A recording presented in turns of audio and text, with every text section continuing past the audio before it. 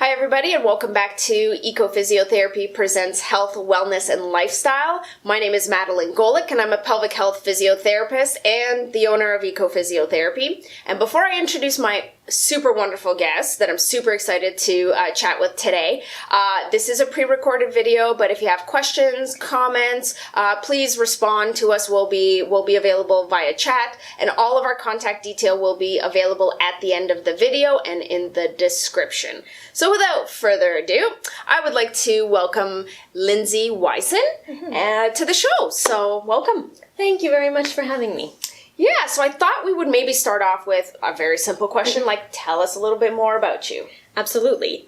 So I'm a mother of two. I have a 5-year-old daughter and a 2-year-old son. I'm married to a wonderful person who is a teacher in Brampton. What else? So I'm an entrepreneur. I run my own business, which is Ease Up the Organizing Experts. I graduated from University of Toronto in 2011 with distinction after studying sociology and women and gender studies. So I'm a real sociology and gender nerd. Interesting. Yes. I'm an anthropology major. We can talk. Yeah, we can definitely talk. For another time. Yeah, that's right. That's another podcast. Yeah. Awesome. So you did your BA. Yes. BA in Toronto, University of Toronto. And then, so how did, so maybe you can walk me through, what are the circumstances, life events that led you to what you do now? Okay. So there's sort of 3 parts to that answer. And the first one is depression. The second one is McDonald's. And the third one is sensory perception sensitivity. So I was living, the first one, depression, I was living with a depression unknowingly for a good decade.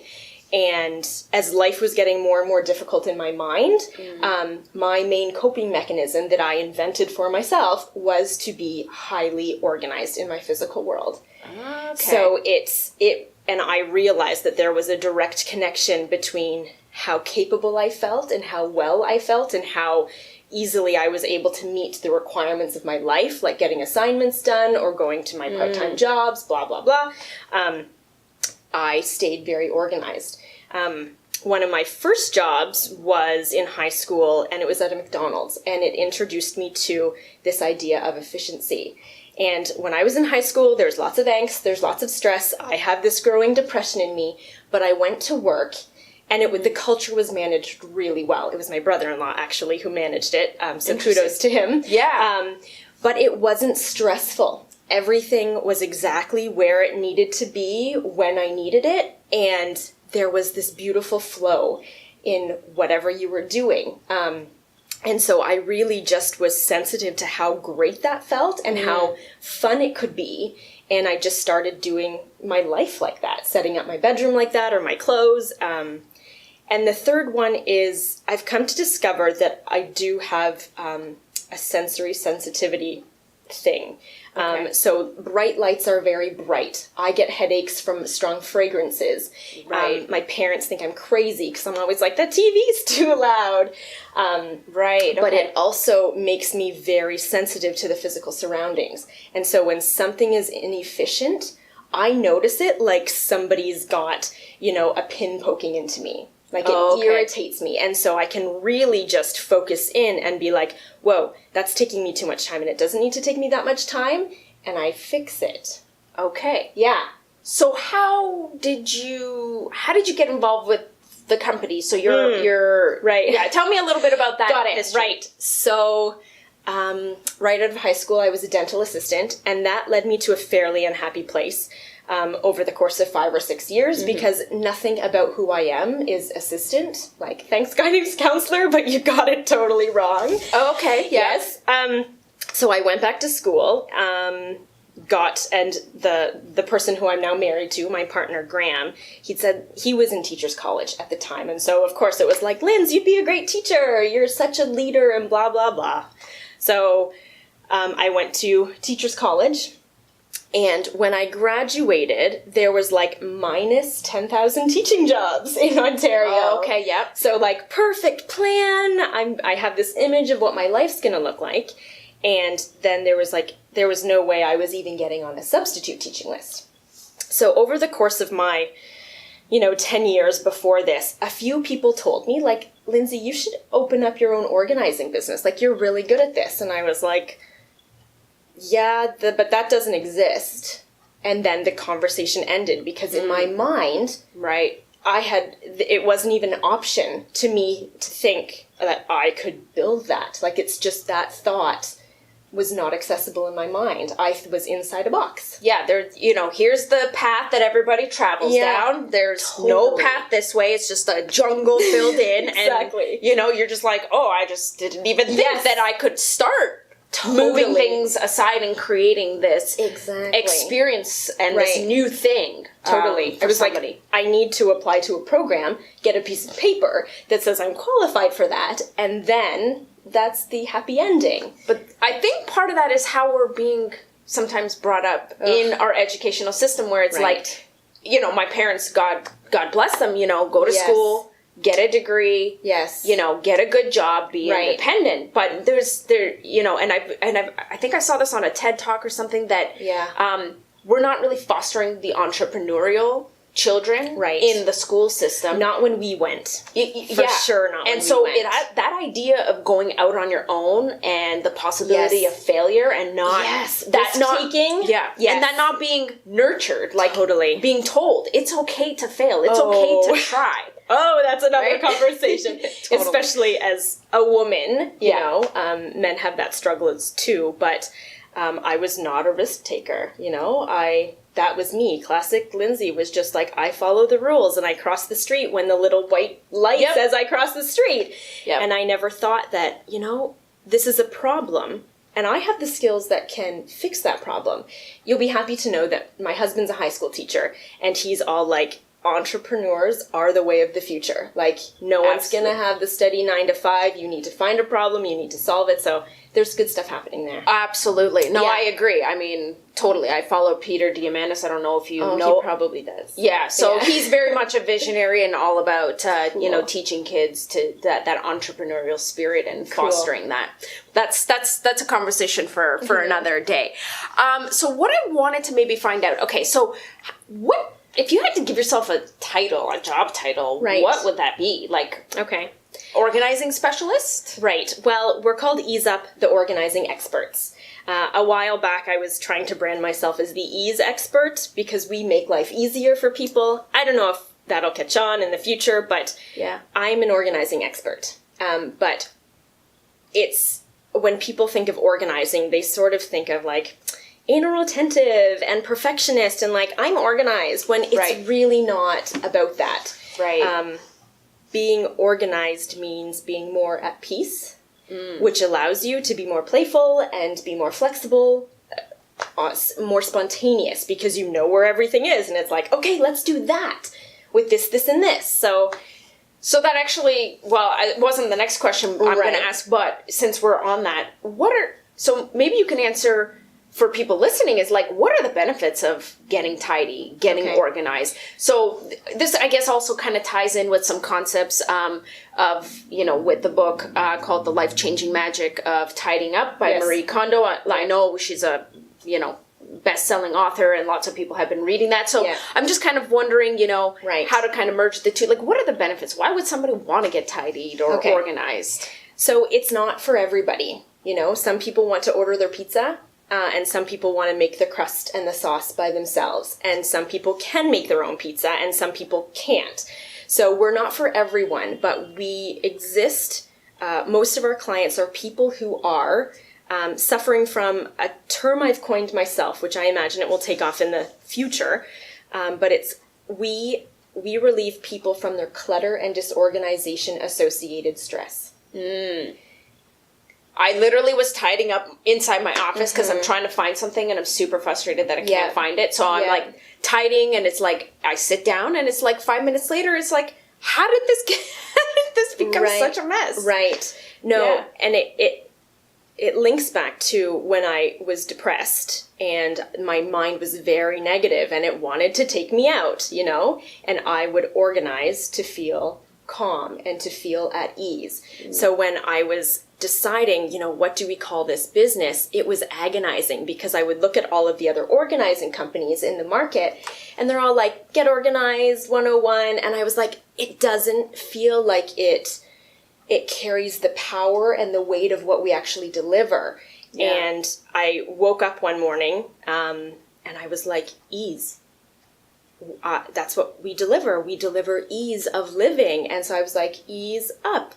Perfect, So we use organizing to deliver ease. And now the science is in on this, which is amazing. Okay. There is article after article in Psychology Today, and we're using research from academia that says when you're clutter-free, when you're not messy, when you know what you have, you feel greater wellness. And I imagine greater focus, right? Because around you is much more open and, you're no longer focusing on this mess that's sitting in front of you. You have the opportunity now to be like, okay, this part is well organized. Everything I need is where it's supposed to be now. Let's really get down to the things that I need to get done. Productivity.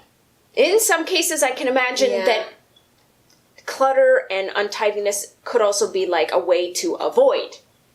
A form of procrastination. A form of procrastination and avoidance of us facing the things that we need to do. Very true. So there's sort of two sides to it, sure. But definitely having that cleared up. Like I can, when I've reorganized, it's just like, you can sit down and it's just like it's so true. It's like this weight has been lifted off of you. Absolutely. We've had clients say, like, I feel like 100 pounds has been lifted off of me. We had a recent email come in from a client that had their garage organized, and he said, I seriously want to go put a lawn chair in the center of my garage and just have a glass of wine. And we're like, yes! That's awesome. It's so cool, right? So, yeah. So maybe touching upon, like, can you tell me a little bit about, like, right now, 3 tips. What are 3 tips you could give people right now that like would like to kind of implement? Just start something. Start somewhere. Start to free up some energy. Okay, so I'm going to give 3 very hands-on examples. Okay, awesome. The first one, here's my water bottle, and it's labeled with painter's tape and a Sharpie. I have painter's tape and a Sharpie hanging on the side of my fridge on a hook, and everything is labeled. Leftovers in the fridge are sometimes labeled because it reduces the amount of cognitive processing that we put into finding things. And it also makes spaces multi-user maintainable. So everything behind my cupboards is labeled. It's like dinner plates, small plates, bowls, cutting boards, mini Tupperware, large Tupperware. And it's because I don't have to tell anybody who's cleaning up my kitchen where that stuff goes. I save my time. It's like working at McDonald's, everything's labeled and everyone is responsible for putting it away. I'm just thinking about the glass Tupperware like we have the bigger ones and then all the little bowls fit on top. Yes. And I've shuffled them around because with a 19-month-old, she's like trying to pull, so glass Tupperware has to go on top, and for whatever reason it'd be like nice and organized, and then just things get stuck on top of it, like circles go into squares. I'm just laughing. Super funny. Right. Yeah. So the other thing is this is one of our famous, most delightful ease enhancers, and it's a Lindsay original. So I love things that save spatial real estate. So like your footprint in your fridge. Yes. So just one day I was like, I'm frustrated that the egg carton takes me so much time and takes up so much space to get what I need. You have to take it out, And I was like, wait a second, what's the solution? So I grabbed a vase that I don't use and I put my eggs in it and they sit in the back of my fridge. So when I need eggs, I just open the door, I reach back in and I grab 2. I can see how many I have. I take up a smaller storage footprint, and it looks better. So that's an ease enhancer. The other one that I will give to people that they can implement right away is this is a canister that would typically hold serving utensils or wooden spoons, and it sits on my dirty side of the counter. Okay. And as the dirty dishes pile up, if they don't go right into the dishwasher, because they never do, right? we fill this with soapy water and we throw our cutlery in it. Yes. And then all of the plates can stack up nicely, all of the bowls can stack up nicely, instead of this like leaning tower or what else, or like a crazy Jenga game stacking up with all of that stuff. Yes. I find that I am more willing to go and put the dishes into the dishwasher because we've sorted them nicely and orderly before they go in. Right. And it takes a bit of self-training to implement that new behavior, but it pays off instantly because it doesn't look like crud.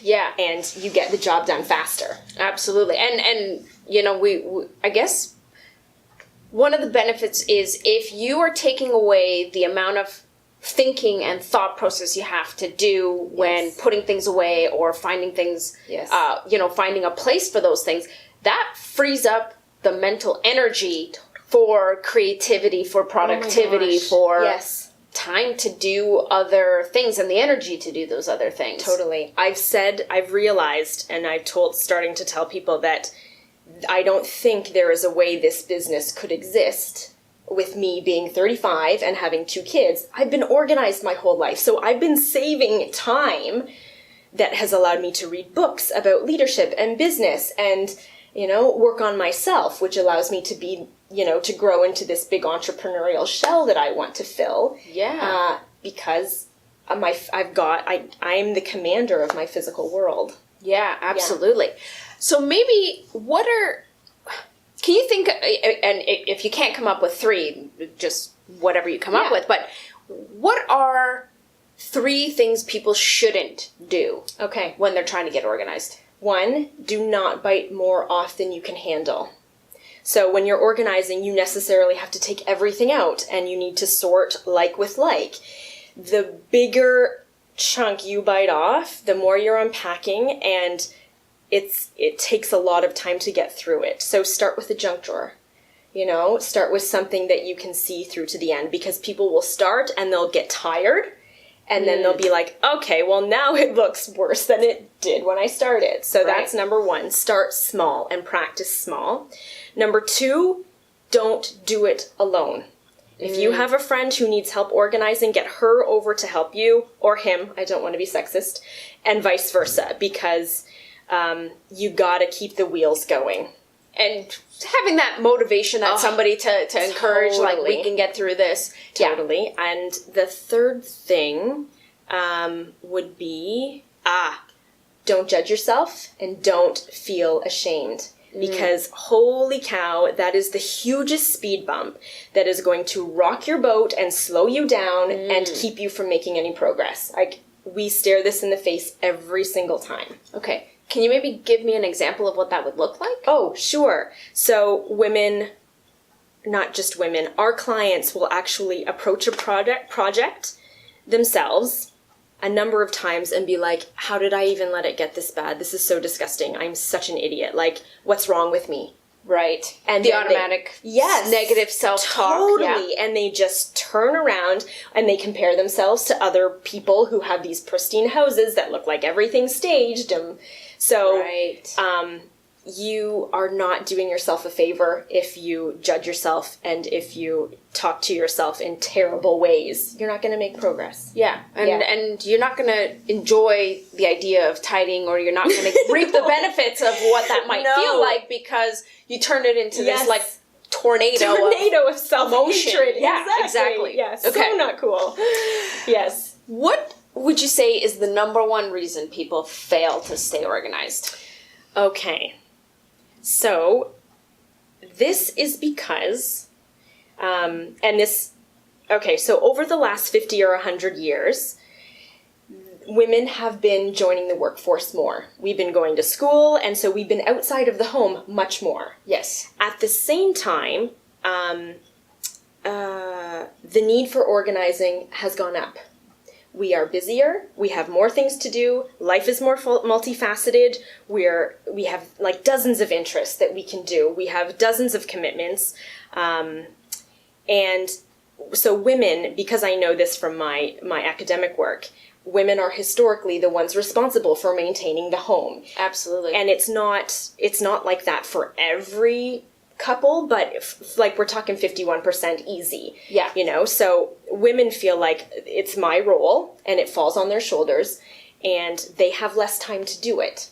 So we see working, childcare, totally, right? Self-interests Yes. of other activities. In our mothers' and our grandmothers' lives, like they had the time to spend in the house to think about how to organize better. Yeah, they didn't have social media either. Right. And when are we taught how to organize formally?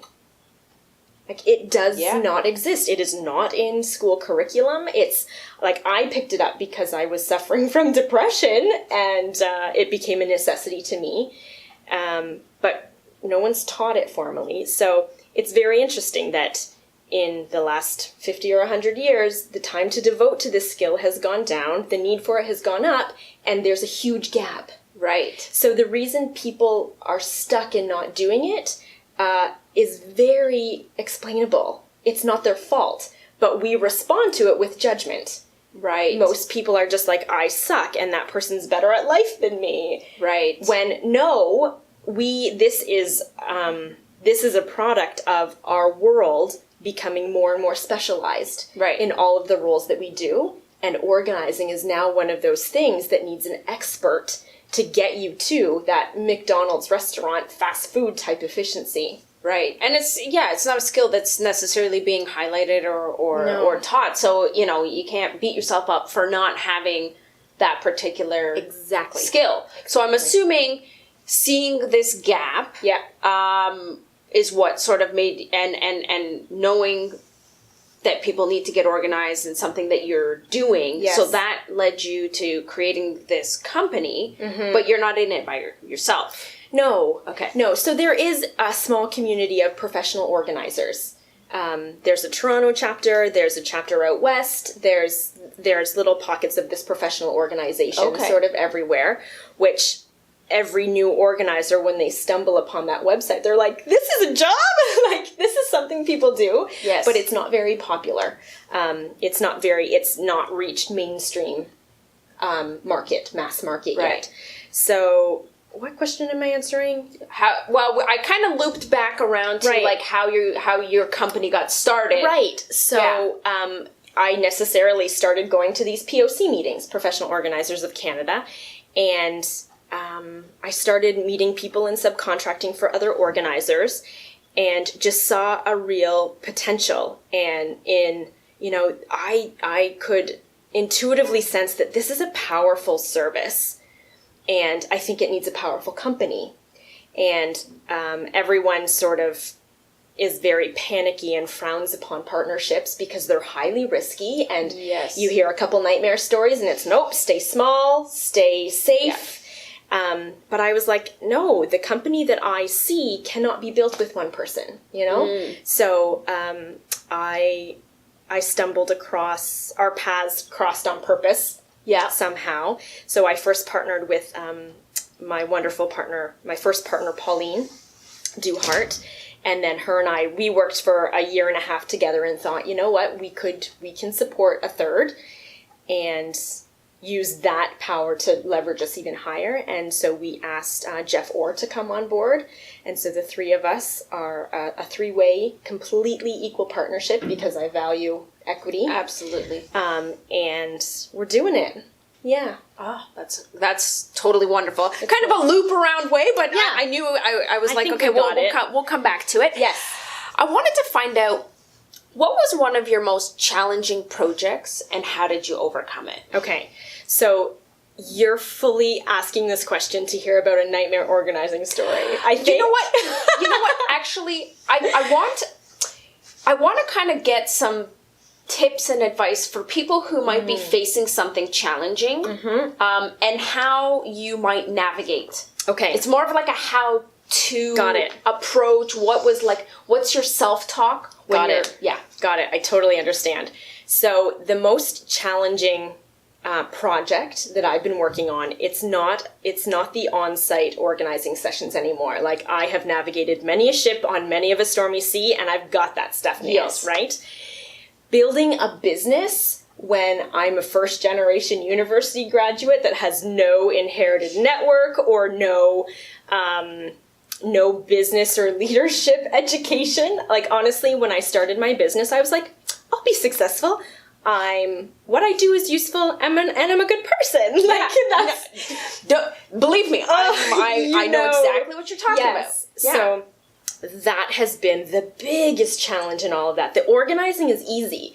My partner said to me a while back, like, Lindsay, you wanted to be an organizer.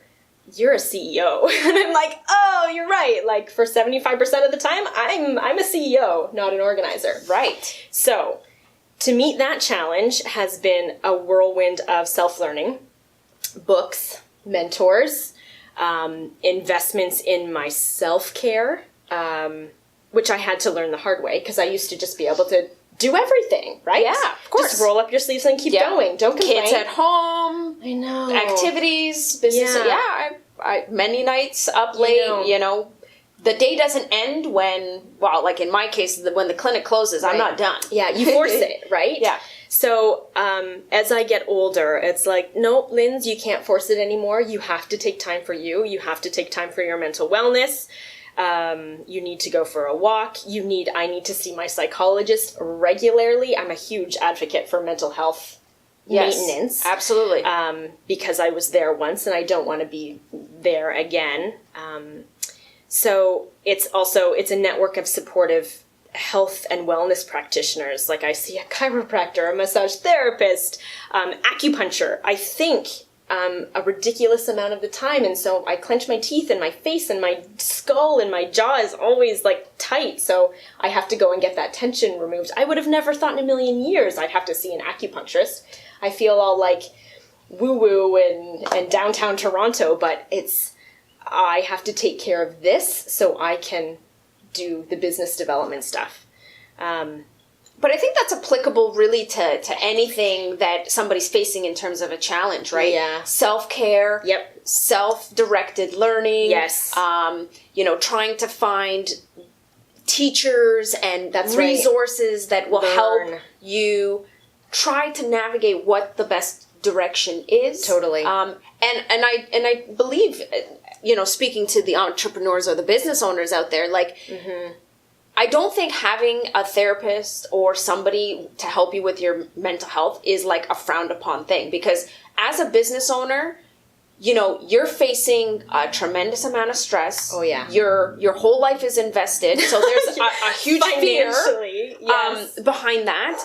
We overwork. We have a lot of negative self-talk as well, because here you are going, I'm going to be successful. And then you get into reality and it's a lot of work and you have to be working on it. Yes. And that can become very overwhelming. Totally. So even just from having somebody to just let it out. Absolutely. And then ask you the right questions Absolutely. about how to reframe your thinking to push through, because you need patience, you need perseverance, you need dedication, you need these different things. Yes. And you need somebody to help you. You do. We are not an island. I used to think I could do it all, And now I feel like I'm 100% more wise, because I'm like, I need everybody, I need experts supporting me from every single angle. And I would have to say that self-reflection and a growth mindset are central. So I am very good at reflecting on my behavior or my reaction to something or to something that's going on in life. I'm very good at observing it, reflecting on it, and asking, how could that have been better? When former Lindsay, pre-depression, would have been like, Lindsay, you didn't get it perfect. Shame, We are a culture of shame. Yes. Where, we make one mistake and that somehow defines who we are as a person. So you can feel guilty about not getting it right. Right. But feeling guilty about a behavior is different than feeling shame, which is like feeling not perfect. That you, at your deepest core, there's something wrong with you. No, that's so right? So because bad. you made a mistake. I know. So Yes. I've struggled with shame. same I mean, sort of I've thing. listened to Yeah. Brené Brown. I don't know if you're familiar. Yes, totally. Huge TED Talk for anybody who has difficulty with vulnerability or shame. But that's, those are the things that keep us from being happy. Yeah. Okay. So, so I was just saying that the object of our self-abuse is the should, right? I should have done this. I should have done that. I Yeah. could have done this. And, we need to just realize that we did the best we could in Right. that particular moment. Exactly. And we've grown since then. Totally. Yeah. And it is reversible. The mind is highly plastic. So Yeah. even though these are like hard, they seem like they're hardwired patterns of who we are, how we think, we're so tied to it. But I tell you, after putting in, a lot of hours with a psychologist, this mind is a temple when before it used to be a terrible place to live. So we can, with effort and professional guidance, Yes. we can make our mind more positive. Absolutely. And I think that's what we should all be striving for and taking those moments for that self-reflection so that we can grow and become more of who we really are. Absolutely. So I thought maybe we kind of change gears a little bit. Maybe it's tied in a little bit. We'll see if there's any connection. But I want to talk a little bit briefly about hoarding because I think it's not just about collecting things. So there's usually something else underlying why people hoard. And Right. so maybe you could talk a little bit about that and how you sort of deal with that in your industry. Absolutely. Ease Up approaches hoarding with the utmost respect and sympathy and compassion because it is actually a legitimate mental illness. And I want to say that again. Hoarding is actually a legitimate mental illness. We don't get a lot of calls from people who are hoarders because they're not ready to help themselves in the physical world.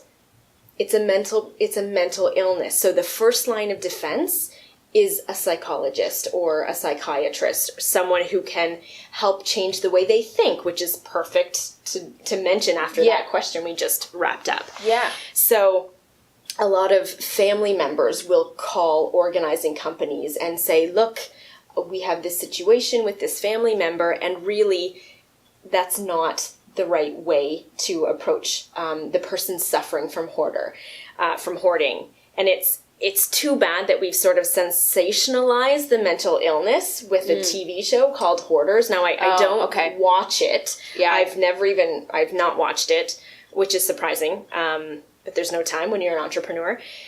And it's, if they are helping these people with the proper tools, that's great. But if they are, if we're just looking at them in a I don't feel as disgusting as that person sort of way, like, no, that's wrong. And we would never have a show about someone with anxiety or depression or who's suicidal. And, let's look at them and feel better about ourselves by watching them on a TV show. So I hope that they are doing good work and that they do try to educate about the mental illness that is hoarding. I look forward to the day that a hoarder calls us and says, look, I've put my hours in with my psychologist and I'm ready to take this next step and deal with the physical stuff. And it will be such a rewarding job to be able to go in and get that person's mental wellness and physical wellness to the next state of greatness. But until they go to the source of the problem, it's difficult. Like, you could go in and you could clean it up, but it would hurt them. Yeah, it would damage them so much because their mind is not in a healthy place to let go of those things. There's attachment that would feel like death if they got rid of, if people force them to get rid of things, and that is not the way to approach that. So I think that's an important key of approach, like you said, approaching with compassion, understanding that there is that emotional connection to those things, right? And just to take them away without the proper sort of setup can be quite challenging for that individual and devastating in some cases. That's right. Yeah. So I wanted to maybe finish off by asking, is there anything else that any message or anything else that you would like our viewers to know? This is kind of like that opportunity of share. Self-promotion. Yeah. We've given a lot of useful takeaways, so I feel super good about that. So I'm just going to say, Ease Up always offers a free on-site consultation. We like to build a relationship with our client before we sign a contract or anything like that. So if you're curious about how it works, education is the very first step, and we would be delighted to come into your space, take a look at what's going on, talk about where you want to be, what your frustrations are, and we'll give you a free estimate. We do that with all of our clients, so it's a very easy entry point. Because asking someone to come in and help you in this way and touch all of the things that you own you're putting yourself in a very vulnerable position. Yeah. And so let me put the idea out there that asking for help is actually a strength. A lot of people will suffer in silence with their disorganization and suffer with the shame. So I encourage people to check out our home stars and our house reviews because they're glowing from clients.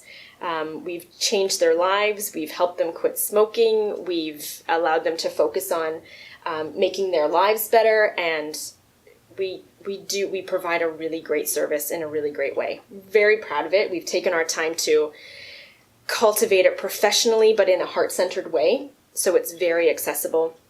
And actually, and the final thing, I've been nominated for a Mompreneur of the Year award. Oh, have you really? I have. Oh, yes. Okay, well that's cool. I'm a fellow mompreneur too. Oh, there you go. Yeah. I got an anonymous email in my inbox a while back, and I still have to submit, the entry thing.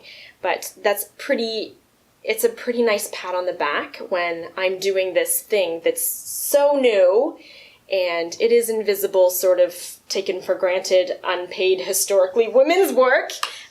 It's really nice to exhale and just be like, okay, thank you for noticing, and thank you to that stranger who went out of their way to nominate me.